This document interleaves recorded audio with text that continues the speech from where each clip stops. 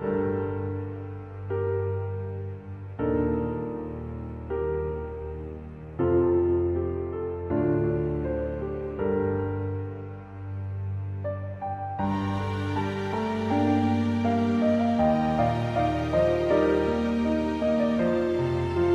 guys, what's up? Today I have another story for you. This is the long-awaited For the Ones We Love, My Little Pony fanfiction, written by Flim Flam Brothers on FIM Fiction. He came to me a while ago asking for me to read this story, and I'm finally gotten around to it, and hopefully I'll be able to read every single chapter on this very channel. And also, if you stick around to the very end, Flim would like to give out some very special shoutouts to some very special people who helped him on this project. Yeah. So, without further ado, let's get right into it. This is For the Ones We Love, Chapter 1, The Foal. 2000 BC, before Celestia. In the forest, in a land no pony knew, a shack shrieked in the woods, hidden from view. The scream could be heard throughout the forest, as two young stallions paced outside the hidden shelter. One an earth pony, tall and brown, and the other a Pegasus, short, with a dark blue coat, his wings ruffled with stress. "How long have they been in there?" The Pegasus turned to his friend. "Can't be much longer now," said the earth pony, trying to reassure his friend. He knew how nervous he could get sometimes, and this was no exception. Another scream echoed through the night. The two ponies quickly rushed to the small window peeking through the filthy glass. Two white mares, one a Pegasus, and the other an earth pony. They both were dressed in blood-stained aprons as they quickly rushed around the room, warming up water and grabbing clean towels. The Pegasus lifted up a large bucket of steamy water as the earth pony tossed rags into it to soak. The Pegasus grew worried. "Do you think she'll be okay? That's a lot of blankets." "Night Sky, please," the friendly earth pony told him. "You have to let the nurses do what they can." A third scream came from the shack. It was one of pain and agony, as if a pony was being tortured.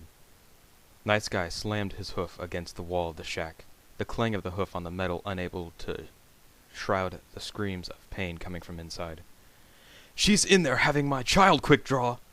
He turned angrily to the shocked earth pony. "So forgive me if I'm a little on edge." Night Sky looked back through the window. A young mare of unicorn descent lay exhausted from the bed. She was a deep purple with identical colored mane. Her mane was messy and frayed, her body drenched in sweat. She was breathing heavily as the two mares cluttered her, wiping her body down with the soaked rag and helping her get comfortable. She looked out the window to see the blue pony face staring back at her. She smiled weakly at him, right before her face grew ill, and she let out another banshee-like scream. "She's in there giving birth to my first child, and I'm out here doing nothing!" The Pegasus flew up in the air. "It makes me want to—" he began as he hurtled rapidly back towards the ground, landing with a thunderous stomp. "Night Sky, please," the earth pony said, putting a friendly hoof around his friend's shoulder. "My wife and your sister will take good care of her." Quickdraw smiled. "She'll be fine, I promise." He tried his best to calm his friend down. Slowly, Night Sky's disgruntled face melted away. He sighed heavily. "You're right, Quickdraw." He smiled back at his friend. "You're always right." Another scream came from within the shack, sending Night Sky back into a state of anxiety. His smile quickly faded. "You know, you didn't have to help us. Most ponies would have just spitted on us and shunned my wife and I for our actions." "It is dark times we live in, friend," said Quickdraw, his voice growing quiet and angry. "Why are some ponies so foolish? Aren't we all just ponies where it matters? 4 hooves, bushy tails? What does it matter if some pony can cast magic, or if another can fly?" He started to tear up. He always got emotional when he thought of the stupid racial laws that govern the 3 pony tribes. "Why can't we all just live in peace and harmony?" He turned to Night Sky. "Is that so much for a pony to ask?" "Never, my friend." He cringed, as another scream was emitted from the shack. "But what I worry is of me and my wife." He looked back to the shack. "She can't live with me in the clouds, and we have no home that is earthbound." His voice trailed off. "We need to find a home soon, lest we be food for timberwolves." A howl echoed through the forest, a cold shiver crawling up both their spines as the thought of those evil wooded demons entered their minds. Quickdraw shook his head.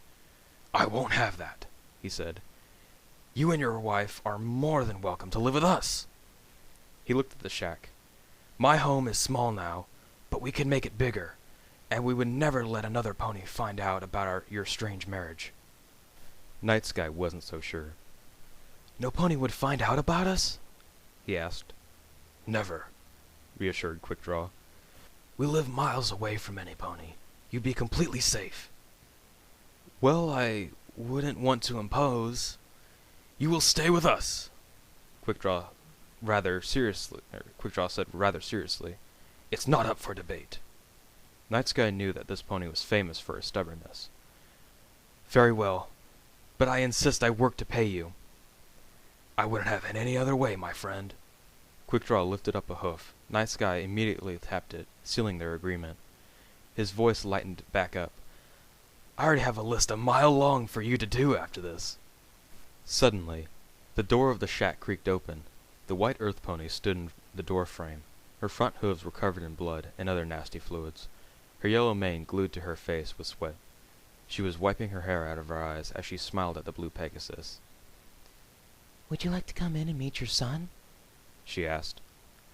Night Sky didn't respond. He immediately pushed her aside as he passed her into the small shack. "Solar Rise," he said, looking at the mare lying in the bed, a rolled-up bundle of rags in her hooves.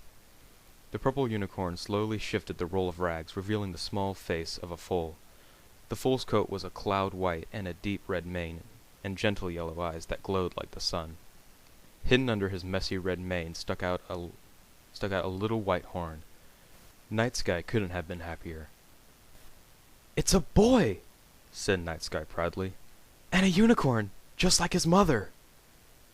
"Actually," Solar Eyes smiled as she slowly began to unwrap the little foal. Slowly, she slid the blanket down the sides of the little colt, revealing 2 little feathery buds on his back. He's a Pegasus too?" Night Sky wondered. "How is that even possible?" Quickdraw entered the room. "Is everything okay in here?" he asked. "Quickdraw, my friend!" Night Sky said excitedly. "Won't you believe what has happened? My son has both a unicorn's horn and Pegasi wings," he finished. "My wife told me everything." The white earth pony walked to Quickdraw's side. "It's just incredible. I've never seen anything like it." Solar Eyes wrapped her newborn foal. "It doesn't matter what he is. She said sweetly. He's perfect in every way imaginable." "Yes, he is," said Night Sky, looking at his recent addition to the world.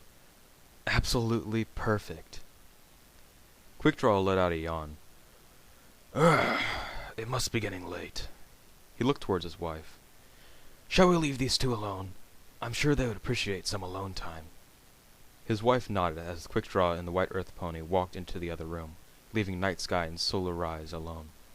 Solar Rise shifted sideways in her bed to make room for Night Sky, who climbed in the bed next to her. The 2 of them just laid there in silence, admiring their newborn child, gently humming him lullabies and slowly rocking him to sleep. After what seemed like hours, Solar Rise slowly drifts off to sleep. Night Sky carefully takes the foal from his wife so she can rest. After all, it had been an exhausting day. Night Sky lay there next to his wife, staring at his sleeping son. What was he? Never in history had a pony been born with both wings of a Pegasi and the horn of a unicorn. He wondered how he would fit into society. Would he be loved by all, a symbol to show that we were all ponies, regardless of what you look like? Or would he be hated, considered a freak of nature, hated by the unicorns for his wings, Pegasi for his horn, and earth ponies by both? He looked at the child. It was a shame that something so beautiful would be forced to live in a world that lacked love and tolerance. Night Sky felt his eyes beginning to grow heavy as he stretched out his wings and wrapped them around Solar Eyes, placing the baby foal between them. With a final yawn, he slowly drifted off to sleep. And scene break. Sleep was short-lived when there was a loud knock at the door. Night Sky shot up from his bed, his ears turning to the door. Solar, He whispered. did you hear that? Solar Eyes ignored her husband, turning away from him in her sleepy state. It's probably just the wind, she mumbled. Go back to sleep. There was another knock. Solar Eyes heard it that time. Her eyes widened and dilated. She grabbed her baby son, who was still sound asleep, and pressed him protectively towards her chest. Do you think... She looked at her husband with fear. Do you think they found us? Night Sky tried not to panic, but his worries were written all over his face. He slowly got out of bed and approached the door. He was stopped by Quickdraw. Are you crazy? He whispered urgently. Quickdraw had quietly entered the room, giving Night Sky a motion to move away from the door. Night obeyed as Quickdraw slowly creaked the door open a little. Hello? He said tiredly. Who is it? The Earth Pony was engulfed in a yellow aura, lifting him in the air as he panicked, trying to desperately reunite with the ground. Night Sky and Solar Eyes watched in horror as Quickdraw flailed helplessly in the air. The door started to glow yellow as it magically opened. A dark figure moved into the shack, a playful jingle ringing every time he took a step. He wore a tall, pointed hat and a long, slender cape. Both were dark blue and were rimmed with many golden bells. Under his hat stuck out a long and pointy horn, an even longer silver beard. The stranger lifted up his head, showing his aged yellow eyes and a wrinkly smile. Easy, my friends. I come in peace. Solar Eyes instantly knew who the mysterious unicorn was. Star Swirl the Bearded! She exclaimed loudly. The elderly unicorn gave a little chuckle. Yes, my child. It is I. His voice was old and frail, yet held wisdom with each word. I'm looking for the ones called Night Sky and Solar Rise. Slowly, all focus came to the two ponies by the bed. Star Swirl's horn began to glow as his hat and cape were levitated off his body, folded up neatly, and placed carefully on the ground. I see, he said, slowly approaching the purple unicorn. Is that the child? She nodded quickly. He walked right up next to her, looking at the sleeping little foal. The child. He was born with both a horn and wings, correct? Night Sky was shocked. How did you know? He asked. The old unicorn's smile began to drop. Because it's the reason I'm here, he said. Your son is the yet held wisdom with unicorns to be born this night. Quickjaw turned his head slightly. An aloe what? Alicorns, Star Swirl began, are a special breed of pony. The magic and intellect of unicorns, the speed and flight of a Pegasus, and the strength and stamina slowly approaching the purple unicorns. He looked back at the foal. This child, along with the other two, will be the rulers of the new world. The news hit the couple like a hurricane. Ruler? Our child? But how? They both stammered. Wait, you said 3. Pointed out Quickdraw. They only have the one. The others have yet to be born yet, Earth Clan, stated Star Swirl. Solar Rise let out a forceful cough. Not to interrupt, but what is this about my son being the ruler of the new world? Ah, yes, the wizard said, giving a small chuckle. My mind wanders with age. Anyways, your son, along with the other 2 female sex, shall rule the world where ponies are united in peace and harmony. Quickdraw's eyes grew with delight. All the ponies united? That's wonderful! He looked towards his friends. Your son will rule a world of united ponies! Yes, said Star Swirl. But at a terrible cost. His voice grew darker. What? Asked the 3 ponies in unison. Star Swirl sighed. They will unite the races, but one of them will suffer a great loss, and will succumb to darkness, threatening the peace of this future rule. There was a deafening silence in the room. The 2 parents looked at their child. Could they be looking at the future destroyer of the world? Surely it had been one of the others. Night Sky broke the silence. Do you know which one? He asked, hoping he wouldn't say it would be theirs. Fortunately, the old pony shook his head. I don't know which one will bring the end. I only know that it is necessary for the three to live. For you see, without these foals, we have no hope for ever bringing peace to this land. Solar Rise started to tear up. My son could destroy the world? She cried. He's going to destroy the world! Night Sky tried to calm her down. Solar, please, calm down. He grabbed her by the shoulder. We don't know that yet. Right, Star Swirl? He looked optimistically at the wizard. Surprisingly, the aged pony smiled. Actually, yes. There is hope. There is? Asked Quickdraw. Yes, in my vision, I saw a champion rise from the downtrodden. A dragon will be our savior and vanquish the evil of the... A dragon? The three yelled in unison. Whoa there, wizard, said Quickdraw. A dragon will be our savior? Dragons are just a bunch of greedy monsters! I agree, mumbled Night Sky. The only reason we haven't gone to war with them is because of the stupid peace treaty. The wizard pony sighed. Yes, I'm aware of the treaty we have with the dragons. But it is real.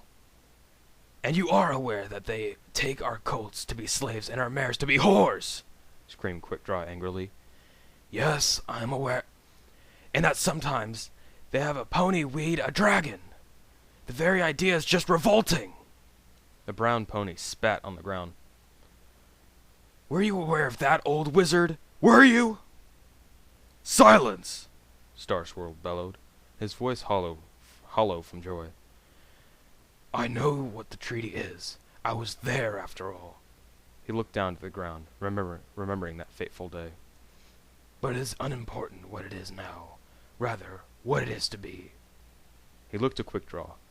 Why so much anger towards the dragons? What's there not to hate? He asked. They're greedy, vile, violent, disgusting, overgrown lizards! Star Swirl stared deeply into the pony's eyes. Regardless, it has been seen, and so it will be. He turned towards the Night Sky and Solar Rise. This evil, which may or may not be your son, will not happen for 1,000 years. Thousands? Asked Solar Rise. But surely he won't live that long. No pony can. Exactly, stated the wizard. Which is another reason why I'm here. He looked at the foal, still sleeping in Solar Rise's hooves. I'm going to make your son immortal. Those last two words shot through Night Sky like an arrow. What? I will make each of the alicorns immortal, to ensure that they will live to see peace. Quickdraw shook his head. But you said that one of these foals would threaten the peace. Why allow them to live that long? You're only dooming the future. It's an unfortunate but necessary sacrifice. The wizard sighed. He looked into the eyes of each and every pony. They may not have liked the idea, but deep in their hearts, they knew it was the only way to achieve peace among the ponies. Slowly, Night Sky nodded his head in approval, as Star Swirl approached his child. Star Swirl's magnificently long horn began to glow with a strong yellow aura, his eyes completely void of color. He started to mutter a strange chant, old and ancient words that were few and far beyond comprehension of the other ponies.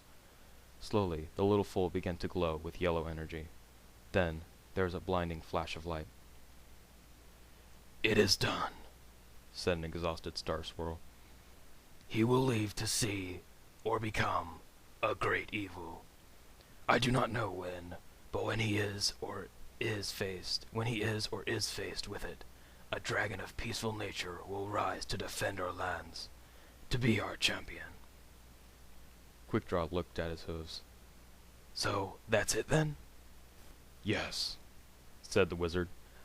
Our part in this play is nearly complete. He turned towards the door of the shack. I must go now. I have so much to do, and little time to do it. Wait, shouted Night Sky. Is there nothing else we can do? Star Swirl smiled, bringing with them a sense of warmth. You'd be surprised in where one can find power, he said. One can find it in the smallest and strangest of places, like in friendship. What? Asked a confused Solar Eyes. Star Swirl placed his hat back on his head and re-equipped his cape. Now if you'll excuse me, I have seen a vision of my future student, and I must prepare for her.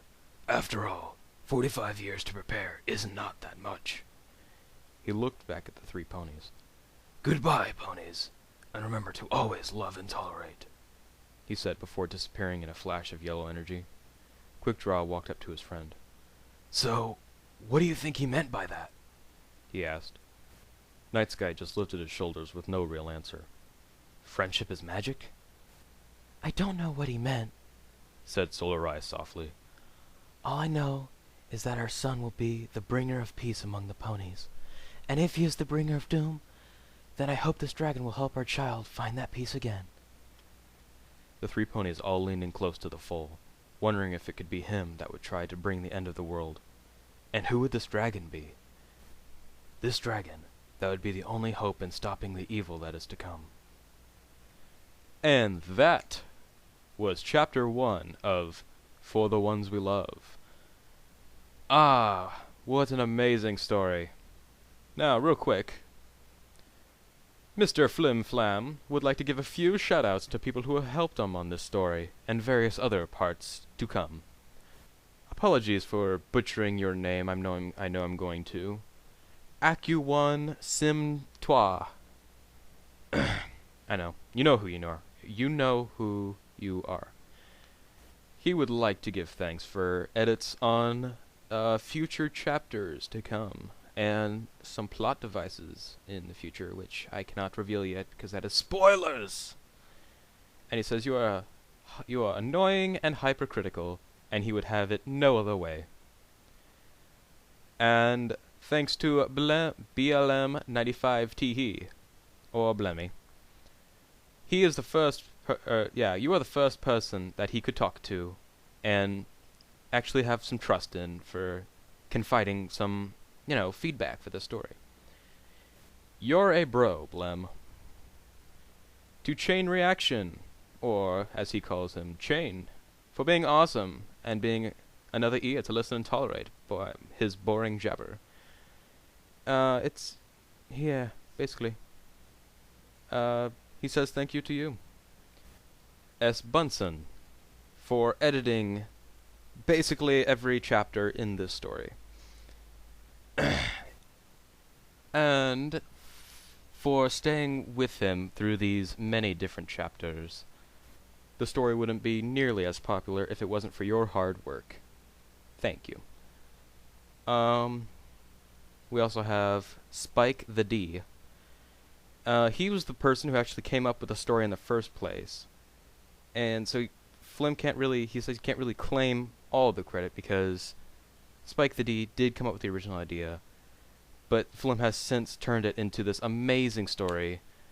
27 chapters, So he gives thanks to you for the idea. He would also like to thank all of his amazing fans who have supported him through the entire time that he's been writing this. You guys are awesome, and this story would not be possible without you guys' support. So he thanks you. And I would like to thank you personally, Flim, for coming to me to read your story. I think it's one of the better fan fiction out there. If you actually take the time to read through the whole thing, which I most likely will if you stay tuned. I will be reading on this channel. I'm going to do what I can to read every single chapter. Weekly, bi-weekly, just depends on if my throat is feeling up to it and my computer stops fucking up, because I want to take a hammer to it right now. Yes, I'm staring at you, computer. I'm staring at you. Watch yourself. Anyway, so those are his shoutouts, and that was Chapter 1 that was For the Ones We Love, Chapter 1, The Foal.